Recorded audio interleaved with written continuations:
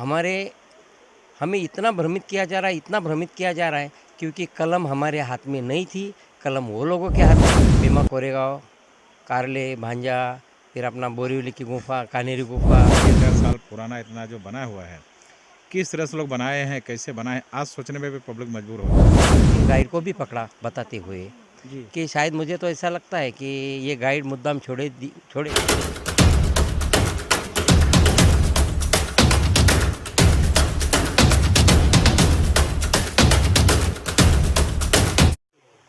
प्रकृति की गोद में बसी खूबसूरती का एक नायाब उदाहरण आपको अजंता एलोरा की गुफाओं में देखने को मिल सकता है। साथियों, मेरा नाम लाल बहादुर बौद्ध है और आप देखना शुरू कर चुके हैं बदलते भारत। बदलते भारत चैनल का मकसद होता है कि हमारी जो प्राचीन इतिहास है उससे हम लोगों को रूबरू कराएं।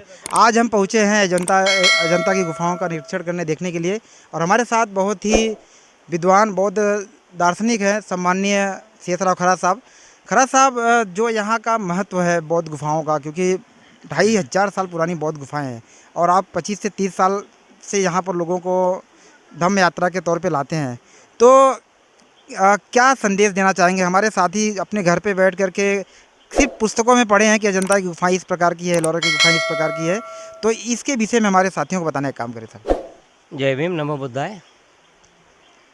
सबसे पहले तो मैं ये चीज़ क्लियर करना चाहता हूँ कि पढ़ाई और वास्तविकता, इसके अंदर बहुत सारा फ़र्क है।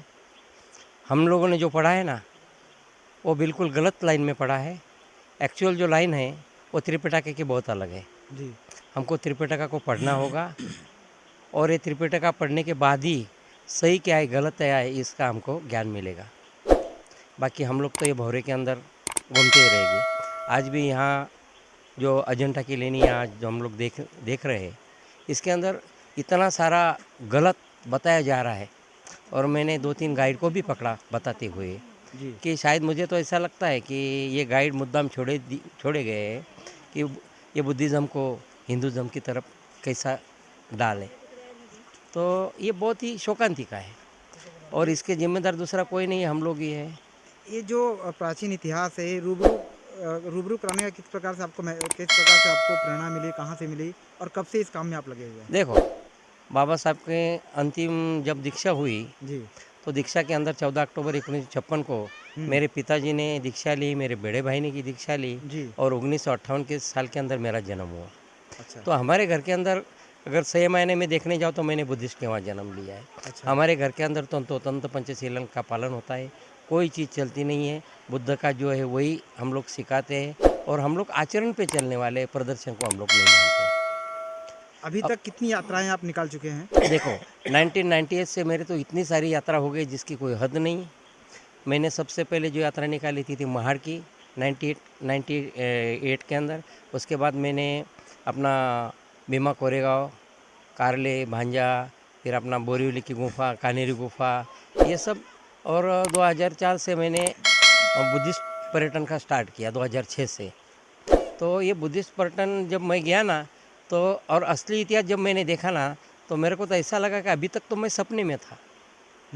मैं जो सपना देख रहा था वो तो पूरा गलत सपना था, लेकिन वहाँ जाने के बाद अगर देखा तो वहाँ तो कुछ अलग ही है। और जब तक हम लोग वहाँ जाओगे नहीं, वहाँ का देखोगे नहीं, तब तो सही मायने में बुद्ध क्या है आपको कुछ समझने वाला नहीं है। हमें इतना भ्रमित किया जा रहा है, इतना भ्रमित किया जा रहा है, क्योंकि कलम हमारे हाथ में नहीं थी, कलम वो लोगों के हाथ में थी। वो मंच आरिस से तुमको जैसा भी तुम्हारा मन डाइवर्ट करने का वो कर सकते थे और आज भी वही काम हो रहा है। आप जो यात्रा निकालते हैं उसमें किस प्रकार का शुल्क होता है? कई बार लोग चाहते हैं यात्रा करना लेकिन पैसे के अभाव में यात्रा नहीं कर पाते, तो देखो ऐसे लोगों की आप किस प्रकार मदद करते हैं? देखो, मैं तो अभी बहुत कम बजट में ले रहा हूँ। जी। अभी अगला मेरा जो टूर है वो खाली 9 दिन का रहेगा। जी। बहुत सारे लोग होते हैं कि नहीं जा पाएंगे अपना बजट की वजह से। जाने की इच्छा तो बहुत सारी होती है, तो मैंने खाली 13,500 का ही बजट रखा है। अच्छा। और 9 दिन का स्लीपर कोच लग्जरी रहने का होटल के अंदर 2 टाइम का खाना, सुबह का नाश्ता और हर चीज़ मिलेगी और ना नफ़ा ना तोटा, ये बेस पे मैं निकालने वाला हूँ और ये फरवरी के अंदर जाने वाली है। अच्छा। ये मेरी 25वीं सिल्वर जुबली टूर होगी। अरे वाह, बहुत बढ़िया। और साथियों, इनके माध्यम से हमारी टीम जो सूरत से आई है, हम लोगों ने भी यहाँ का निरीक्षण किया, देखा कि हमारे पूर्वजों ने कितने मेहनत करके इस ऐतिहासिक धरोहर का निर्माण किया है। इस चैनल के माध्यम से लोगों को क्या संदेश देना चाहेंगे सुरेश वर्मा साहब, क्या संदेश नमो देंगे? बुद्धाय, जय भीम। जी सर आज यहाँ आके बहुत अच्छा लगा और जी। बहुत खुशी भी महसूस हो रहा है। और विचार करने वाली बात है कि 400-500 साल पुराना इस तरह से जो ढाई बना हजार हुआ, ढाई हजार 2500 पुराना 2500 साल पुराना इतना जो बना हुआ है, किस तरह से लोग बनाए हैं, कैसे बनाए, आज सोचने में भी पब्लिक मजबूर हो जाता है। जी।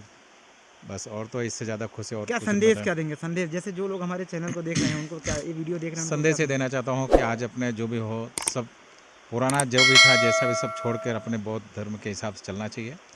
बौद्ध धर्म के हिसाब से सब कुछ देखना चाहिए, करना चाहिए अपने को। सही रास्ता यही है बस। इन्होंने बोला कि हमें बुद्ध धर्म के हिसाब से चलने के पहले हमें आचरण में उतरना होगा, बुद्ध धर्म के जो सील हैं, और निश्चित रूप से हम आने वाले समय में जिस तरह से लोग आग जागरूक हो रहे हैं, फिर से हम पुनः बुद्ध धर्म स्थापित करने का काम कर पाएंगे। तो इन्हीं शब्दों के साथ यह वीडियो यहीं तक हम रखते हैं। इस वीडियो को और लोगों तक पहुँचाएँ ताकि हमारा जो मेहनत है सफल हो सके, और वीडियो को और लोगों तक पहुँचाने का हमारे सहयोग करें। जय भीम, नमो बुद्धाय।